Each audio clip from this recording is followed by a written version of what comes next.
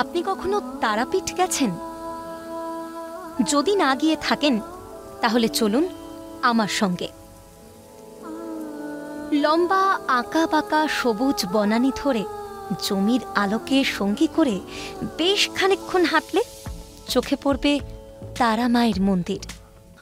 অসংখ্য ভক্তের সমাগমে ও তাদের ভক্তি পুজোয় পূজিত হন মা প্রতিদিন।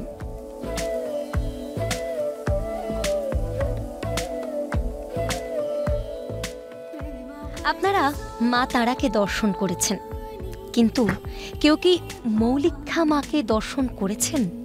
বলুন তো, এই মায়ের পরিচয় কি? জানেন কি, মৌলিক্ষা মা হলেন তারা মায়ের বড় বোন। অবাক হলেন নাকি? তাহলে চলুন তারা মায়ের বড় বোনের কাছ থেকে ঘুরে আসি। প্রত্যেক বছর আশ্বিন মাসের শুক্লপক্ষের চতুর্থীতে মা তারার মূর্তি পশ্চিম দিকে ঘুরে যায়। কিন্তু কেন এমন হয় জানেন?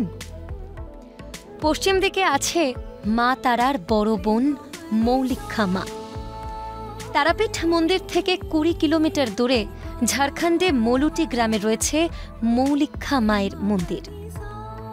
এই জাগ্রত মা হলেন ধরহীন দেবী।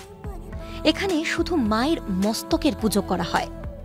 মৌলিক্ষা মা হলেন মা কালীর এক তান্ত্রিক রূপ। কথিত আছে, সাধক বামাখ্যাপা মায়ের দর্শনের আশায় 18 মাস ধরে এখানে তপস্যা করেন। তার শঙ্খ ও ত্রিশূল আজও সুন্দরভাবে সুরক্ষিত আছে। তবে রাতের অন্ধকারে ক্রমাগত ঝিঁঝি পোকার অসহনীয় ডাকের ভয়ার্তময় গা ছমছমে পরিবেশে এই মন্দিরে যাওয়ার কেউ নাম করেন না বা সাহস করেন না। কারণ এখানে অনেক তান্ত্রিক তন্ত্র সাধনা করে থাকেন, যাদের ক্রিয়াকলাপ অত্যন্ত ভয়ঙ্কর। তাই রাতে কেউ আসে না এই মন্দিরে।